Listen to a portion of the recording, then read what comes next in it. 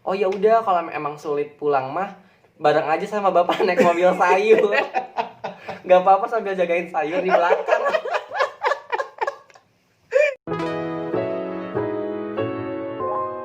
Assalamualaikum warahmatullahi wabarakatuh. Sampurasun, sadayana sampurasun. Sampes. Oke, seperti biasa budayakan menonton sebelum berkomentar. Ahoy ahoy ahoy ahoy. Oke, nah teman-teman semua, pada video kali ini John bakalan mau menggali informasi dari salah satu mahasiswa gitu ya, mahasiswa Unpad yang kebetulan banget nih ya, di tengah pandemi Covid ini dia gak pulang ke rumah. Ini nggak tahu alasannya, emang dia gak punya rumah atau dia emang diusir sama keluarganya. Jadi dia itu sekarang menetap di asrama Unpad. Kita langsung aja kenalan kali ya. Halo Kang. Halo, jangan Kang apa sih manggilnya? Oh ya, tuh manggilnya siapa tuh? Kakak. Bung. Enggak, apa aja, panggilan nama aja lah boleh. Aep dong. Nanti nasi goreng dong. Siapa ya, udah Kang aja, Kang Oke, Asep. kenalan dulu kali ya. Kenalan dulu ya. Oke, teman-teman semua, perkenalkan nama gue Asep. Nama gue Asep jadi. Oke, gue dari Tangerang Selatan. Oke, dari Garut ya.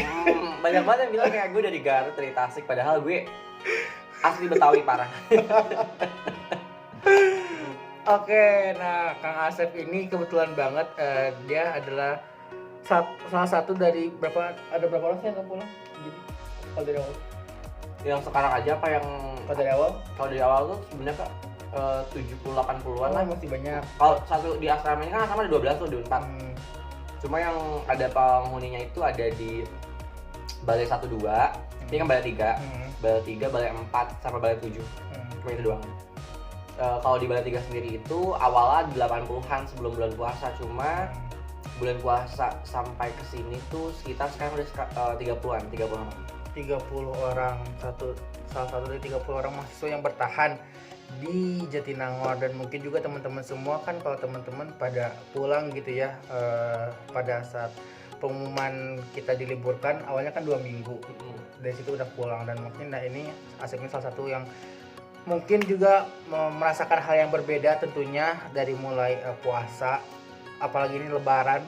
Dan itu udah 3 bulan gitu orang-orang udah di rumah saja, Asep harus ada di asrama Unpad.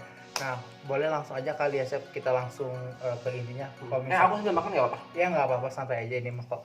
Dan BTW ini aku kasih tau dulu lokasinya, sekarang kita lagi ada di asrama Balai Wirasa 3. Dan aku ini pakai masker ya guys, tetap pakai protokol kesehatan.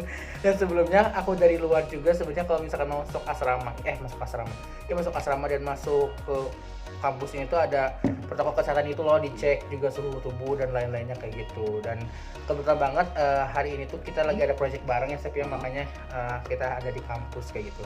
Dan aku juga ini langsung aja mungkinnya kepo banget nih sebenarnya, mungkin jadi teman-teman juga kepo.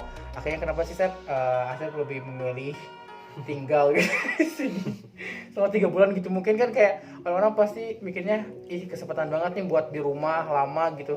Tapi Asep malah jadi kebalikannya gitu. Kenapa? Aku boleh ceritain dulu nggak kenapa akhirnya aku bisa ke asrama? Iya, boleh. Oke, jadi sebelumnya itu aku ngekos di Jalan Sayang, kalau teman-teman tahu. Ya di sekitar situ lah. Jadi kebetulan saat pengumuman dari Unpad itu sendiri untuk diliburkan selama 2 minggu, itu kan aku memutuskan untuk tidak pulang dulu karena cuma 2 minggu inilah liburnya gitu. Sayang banget kan kalau sampai pulang ke Tangsel gitu, malah takutnya kalau bolak-balik malah bawa penyakit. Jadi terus aku akhirnya menetap di Jatinangor gitu, di kosan. Cuma kita nggak ada yang tahu kan seperti apa perkembangannya. Kemudian setelah 2 minggu itu justru malah corona tuh semakin berkembang gitu di Indonesia sendiri gitu. Dan akhirnya menyebabkan banyak mahasiswa yang akhirnya memutuskan untuk pulang dan dijemput gitu sama orang tuanya gitu. Tapi kebetulan saat itu aku sedang ada project kan juga gitu. Jadi mau nggak mau harus tetap stay di Nangor sih, harus selesain dulu karena aku nggak mau gitu loh kalau nyampe rumah ada bawa. Aku tuh paling nggak bisa yang namanya ke rumah tuh bawa pekerjaan gitu loh. Ngerti nggak sih? Aku tipikal anak yang kayak kalau misalnya UAS apapun pasti aku akan selesaikan dulu di Jatinangor, kemudian baru pulang gitu biar aku tenang sih sebenarnya gitu. Ya gitu. Nah terus kemudian berjalan sebulan di Nangor, pasca diumumkannya libur, aku tuh di kosan aku, teman-teman kosan aku banyak yang pulang juga, akhirnya memutuskan pulang karena memang kayaknya ini panjang nih gitu kan. Mereka kira pulang aja deh gitu. aku sih masih tetap bertahan karena masih ada proyekan juga, dan saat itu aku sedang osjur kebetulan gitu. Mau tahu kayak takut ada apalah gitu ya, misalnya ya udah di Nangor dulu aja dia sampai selesai. Kebetulan setelah aku sebulanan gitu tinggal di Jatinangor, itu wakil dekan aku dekan aku istrinya Bu Herlina, baik banget pokoknya Bu Herlina, bilang ke aku, kamu di mana gitu, apakah kamu di kosan gitu kan, dia kan kayak sebagai kayak pihak dari fakultas gitu, nanyain kayak kabar mahasiswanya yang Nangor. Langsung aku bilang, iya ibu saya ada di kosan. Oh, lebih baik kamu mengungsi aja ke asrama gitu. Katanya buat mahasiswa Unpad di Nangor tuh kayak lebih baik dipindah ke asrama karena biar lebih aman. Karena waktu itu di Nangor tuh udah banyak makanan yang tutup kan, karena udah banyak mahasiswa yang pulang, jadi orang nggak pada jualan lagi. Terus akhirnya kayak ya udah di asrama kan dijamin karena ada dapur umum gitu loh. Nah ibunya tuh pertimbangannya seperti itu gitu, biar mahasiswanya juga nggak kelaparan dan susah nyari makan lah ibaratnya gitu. Yaudah akhirnya kayak aku ke asrama lah waktu itu sekitar bulan Maret atau ya Maret lah kalau nggak salah. Itu sebelum puasa kan ya? Jauh sebelum puasa itu udah dipindahin. Nah kemudian setelah pindah ke asrama ya udah aku kayak di sini ada dapur umum kayak gitu kan.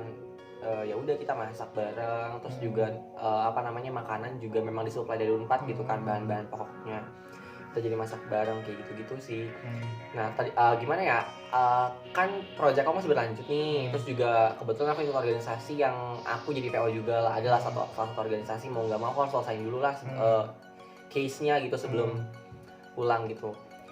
Dan juga kalau di rumah aku tuh kayak walaupun di Tangsel tapi kan ya you know lah, maksudnya kayak kuota juga lumayan banget kan. Terus juga kalau di rumah tuh kayak aku tuh banyak distraksi gitu loh di rumah selama jadi sesuatu, karena aku punya adik yang masih kecil, bukan nggak mau pulang gitu, tapi maksudnya kayak pertama di jalan aku you know Tangsel tuh saat aku pindah ke asrama tuh Tangsel udah jadi zona merah.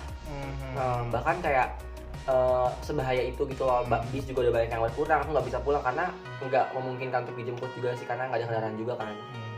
Ya udah akhirnya kayak ya udah deh aku diem dulu di sini sampai emang bener-bener aman baru aku pulang gitu. Niatnya sih sebelum lebaran kan pengen pulang sih sebenarnya gitu, cuman ya udahlah tanggung. Tadinya habis UTS sebenarnya niatnya mau pulang tuh habis UTS, tapi oh ya udahlah kayaknya tunggu sampai aman dulu aja gitu.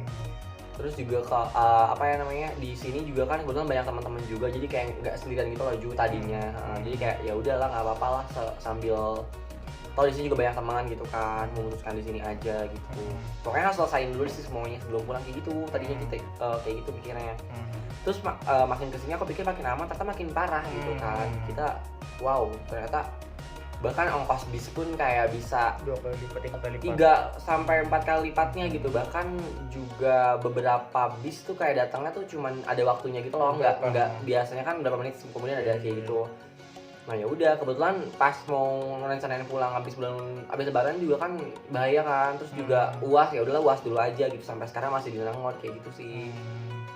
Dan waktu pas pemindahan itu berarti cukup aware ya fakultas Vkom berarti ya? Dia memang pihak fakultasku tuh memang nanyain gitu loh kabarnya. Maksudnya masih Jatinangor gitu kan, kayak ya udah pindah aja ke asrama toh, maksudnya kayak biar kamu lebih terjamin sih sebenarnya lebih kayak gitu. Karena maksudnya kan kalau di luar kita nggak tahu nih penyebarannya kayak gimana gitu. Dan FYI gitu ya, bukan cuma fakultas asli tapi mungkin semuanya juga kalian. Iya di sini tuh banyak sih dari fakultas apapun ada gitu. Dan itu yang di luar yang nggak asrama kan, yang ngekos gitu ditarik. Yang ngekos tuh juga di sini. Tapi yang memang penghuni asrama juga memang ada di sini. Gitu. Nah pas awal banget dipindahin dari kosan ke sini, ke asrama, berarti akhirnya kamu bawain barang-barang yang di kosan dong ke sini? Enggak semua sih, paling kayak karena kan masa kayak kosan dan asrama tuh memang nggak begitu jauh kan, jadi ya yang dibawa sih ya pakaian harian aja sih, paling sama beberapa pakaian yang buat kuliah doang gitu sih, gitu sih paling. Sama ya paling kayak laptop kayak gitu sih.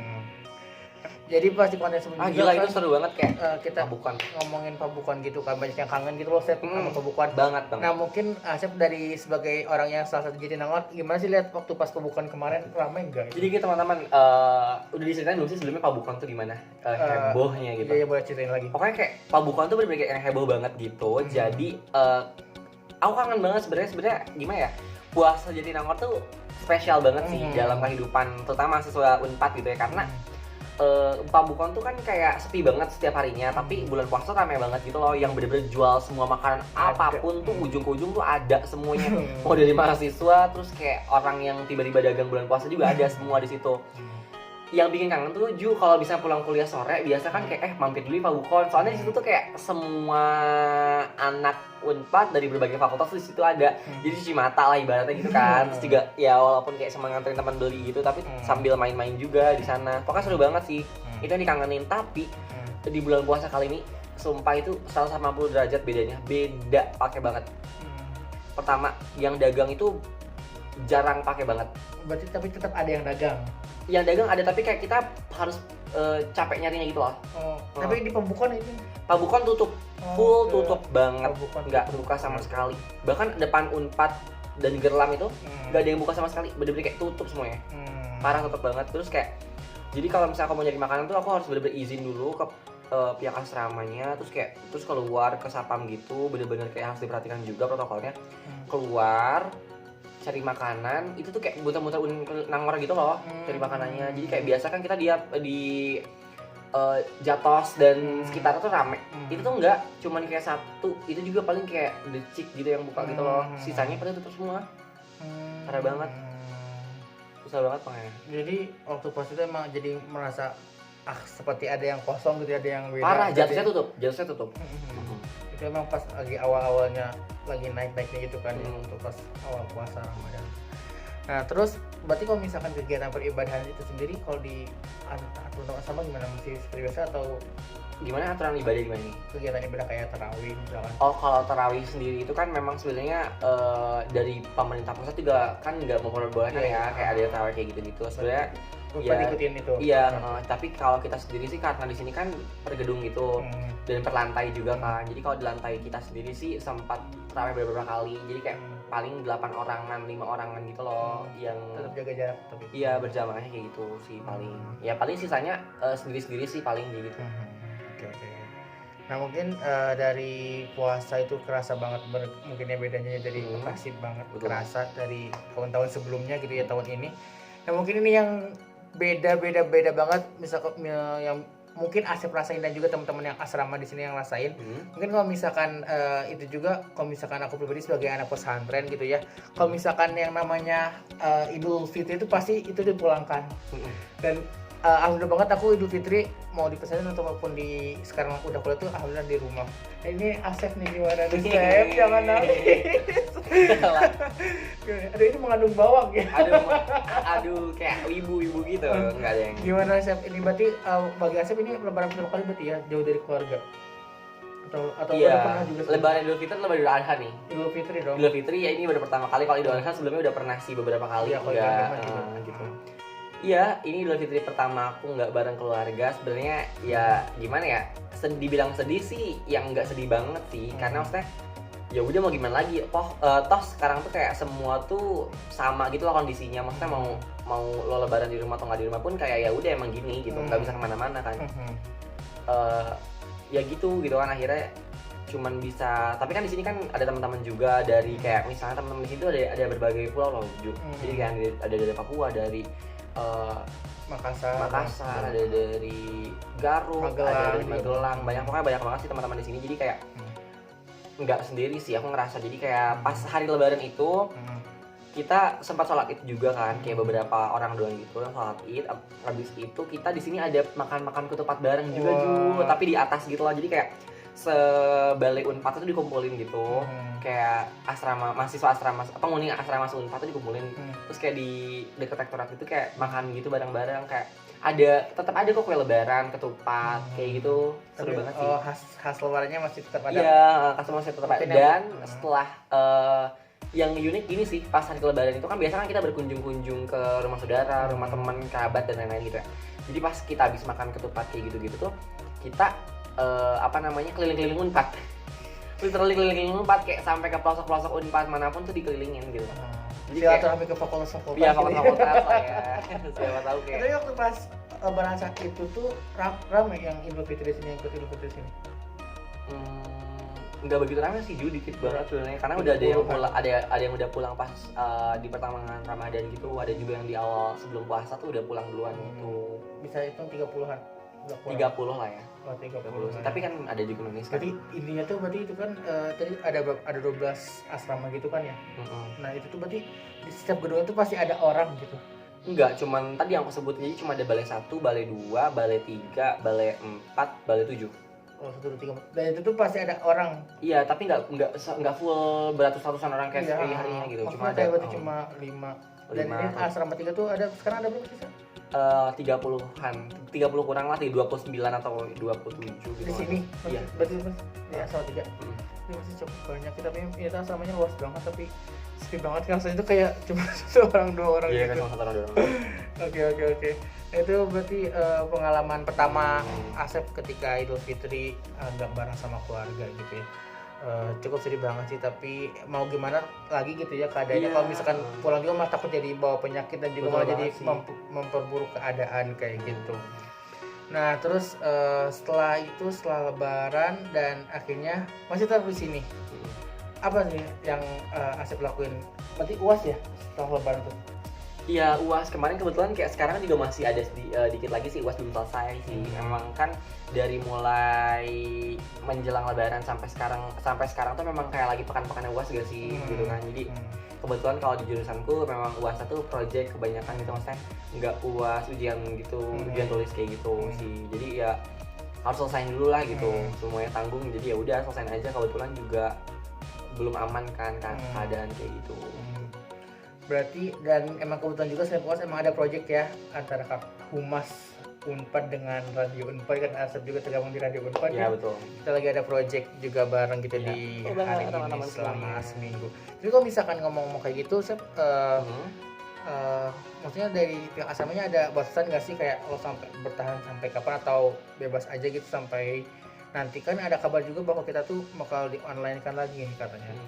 Nah jadi sebenarnya itu kalau dari asrama ini aku dapat info lagi kemarin tuh harus check out, harus meninggalkan asrama itu di pertengahan bulan Juli kalau tidak salah ya teman-teman. Jadi emang Unpad itu kan memang ibaratnya kayak memperhatikan banget lah protokol pemerintah gitu ya, masa mengikuti banget lah protokol pemerintah, dan kemungkinan juga nanti bakal sterilisasi gitu karena juga kan nggak ada perkuliahan nih secara offline gitu, secara tatap muka. Jadi ya kalau misalnya kuliah online di rumah masing-masing ya mendingan asrama dan juga Unpad bakal ditutup sih, kemungkinan kayak gitu, bakal disterilisasi sih biar ya aman aja sih gitu paling. Ya berarti artinya Asep comeback kosan dong. Nah itu dia nggak tahu nih, sebenarnya kayak masih ada proyekan lain gitu kan antara anaknya tuh anak project banget ya. Iya, emang anaknya tuh suka ya gitulah, maksudnya kayak entah mau pulang atau proyekan dulu nih, tapi kayaknya sih ya pulang, tapi kayak nanti sih nunggu mungkin temen yang kesini sekalian gitu kan nebeng. Oke, mungkin emang cari aman juga ya, kalau misalkan umum juga malah jadi takut di pertengah jalan ada yang iya, bener banget, indikasi malah jadi betul banget, khawatir kitanya juga kayak gitu. Tapi cepet juga katanya aku juga ini katanya mencegat tukang mobil sayur gitu. jadi kan Gimana sih Sep? gimana ya, aduh bingung banget nih teman. Jadi kan kayak apa ya, Kok mobil sayur ke Tangsel mau gimana sih? enggak, jadi kan bingung pulang nih. Kalau misalnya kendaraan sebenarnya udah ada sih juga sebenarnya gitu, cuman kan ya takut ya kendaraan umum gitu. Terus kalau dijemput juga nggak mungkin kan ya. Waktu itu main ke rumah teman yang ada di Lembang. Halo, teman-teman siapa? Jangan sebutin, nggak boleh. Pokoknya kenal sama juga. Oke, terus? Nah terus kebetulan di sana tuh kayak banyak mayoritas orang penduduk Lembang kan memang bertani kan. Terus akhirnya kayak ada apa namanya, kalau mereka tuh hasil tani kan dijual ke kota gitu kan. Nah terus kayak biasa kalau dalam distribusi sayur itu kan kayak menggunakan mobil pick up lah, you know, or something like that mobilnya. Itu nganterin sayur tuh biasanya, dan itu tuh kayak ada yang arahnya ke Tangsel. Nah ketika aku main ke rumah dia, kebetulan aku pulangnya dianterin sama aku naik ojek gitu lah pulangnya. Pas pulang naik ojek dari Lembang itu tukang ojeknya ngomong gini, Dek pulang apa namanya ke Tangsel susah ya katanya, soalnya bapak juga kemarin mau ke Tangsel susah, bisnet itu si bis itu nggak ada, susah sekarang gitu. Oh iya pak, saya juga belum ngecek lagi sih pak, soalnya masih ujian jadi nggak merhatiin banget bis ada apa enggak. oh ya udah kalau emang sulit pulang mah bareng aja sama bapak naik mobil sayur. Gak apa-apa sambil jagain sayur di belakang. Kebayang gak sih kayak kuping-kuping gue diisi kangkung gitu kan, kayak cabe semua gitu. Ada salah ada gitu-gitu ya. Iya, gue ngakak banget sih. Maksudnya itu jadi enggak, maksudnya kayak oke, gue gak kena corona tapi nyampe Tangsel gue langsung masuk angin gitu loh. Tapi itu kayak opsional terakhir banget gitu ya kalau misalkan. Tapi menurut gue gini, gue sebenarnya orang tipikal anak yang gak pernah milih-milih gitu loh, teman-teman. Iya, Jadi iya. kayak gue tuh apapun ya gue ini gitu. Tapi menurut gue itu tawaran yang menarik juga sih. Karena menurut gue itu bisa jadi pengalaman experience yang gak bakal gue lupain banget sih. Kayak betul. bayangin men, lu dari Lembang, dari Nangor lo harus ke Lembang dulu, terus naik mobil sayur nyampe ke Tangsel, di Tangsel juga lu nggak tahu diturunin di mana. Ngakak banget. Ya mungkin di pasar sekitar Tangsel lah ya. Ya mungkin ya. Takutnya dia ngomong Tangsel tapi turunin di mana gitu kan. Terus gue kayak dia kan nggak tahu banget Tangsel gitu. Iya, mending ya udah mending cari tunggu aman aja tadi, tunggu teman aja kali ya. Karena emang sekarang bis juga susah. Atau mau pakai motor aku ke Tangsel. Gak ada remnya, serem deh gue. Nggak gitu maksudnya. Nah oke, itu teman-teman pengalaman cerita Asep. Oh, manggil tuh teman gitu ya? Kenapa nggak sahabat gitu? Itu oke. Oh, nggak boleh, copyright teman-teman. Iya, itu apalagi ya Asep? Aku mau nanya apa lagi ya? Lagi. Kayaknya itu sih kayak pengalaman lebih ke tapi ada gak sih Asep sebelum ditutup, ada gak sih hal yang paling kayak berkesan gitu ketika orang-orang, lo pernah ngerasa iri gak sih ketika orang-orang di rumah aja terus kayak lo harus di sini gitu? Gimana ya, kalau dibilang iri sih iri nggak iri ya namanya. Kalau iri mungkin lebih ke ya mereka bisa gimana ya komunikasi dengan orang-orang terdekat mereka setiap harinya gitu. Cuma yang bisa diambil sisi positifnya sih menurutku, jadi ini kayak sebagai pembelajaran juga sih buat aku dan orang tua gitu. Maksudnya aku di sini jadi melatih diri untuk lebih mandiri lagi dan kayak ngurusin segalanya sendirian di tengah pandemi kayak gitu. Dan juga orang tua aku kan kayak terlatih juga, maksudnya biar kayak mungkin nanti kita kan nggak ada yang tahu misalnya aku nanti keluar negeri atau kayak gimana, orang tua aku udah terbiasa gitu loh dengan sama anaknya. Kalau dibilang paling berkesan gini sih, keluarganya di sini teman-teman. Jadi aku merasa punya keluarga baru karena gini Ju, waktu pas pertama kali aku pindah ke sini dan kebetulan waktu itu kita kan dipasok bantuan kayak pangan gitu dari Unpad maupun dari kayak instansi-instansi lah, kayak ada beberapa fakultas juga yang ngasih gitu. Untuk itu kan kita kan direncanain itu kayak bakal masak bareng gitu.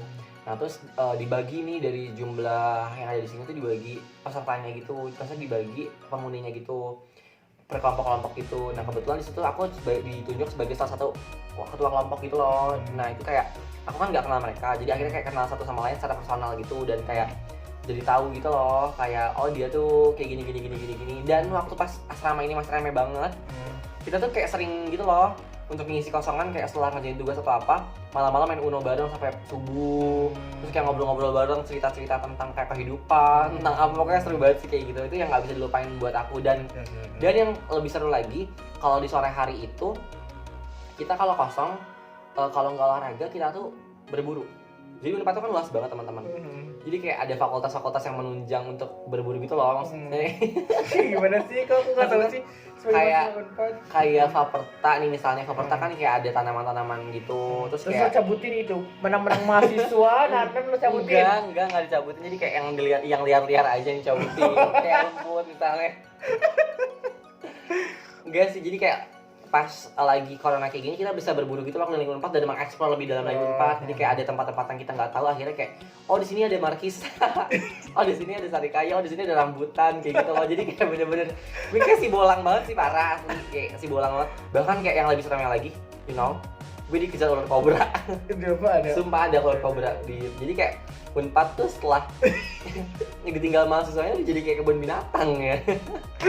Jadi jadi kebun juga ya, kebun binatang, kebun buah juga ya. Ternyata aku baru tahu ada sih kayak ada rambutan tuh di mana? Iya, banyak menyebar di berbagai fakultas sih sebenarnya menurut gue gitu. Dan kalau pengen jagung tuh ada di sini di depan FEB tuh jagung. Oke. Tapi aku masih merasa terakhir berdua masih banyak, 1 jam juga nggak apa-apa. Saya biasa jadi narasumber gitu konsepnya.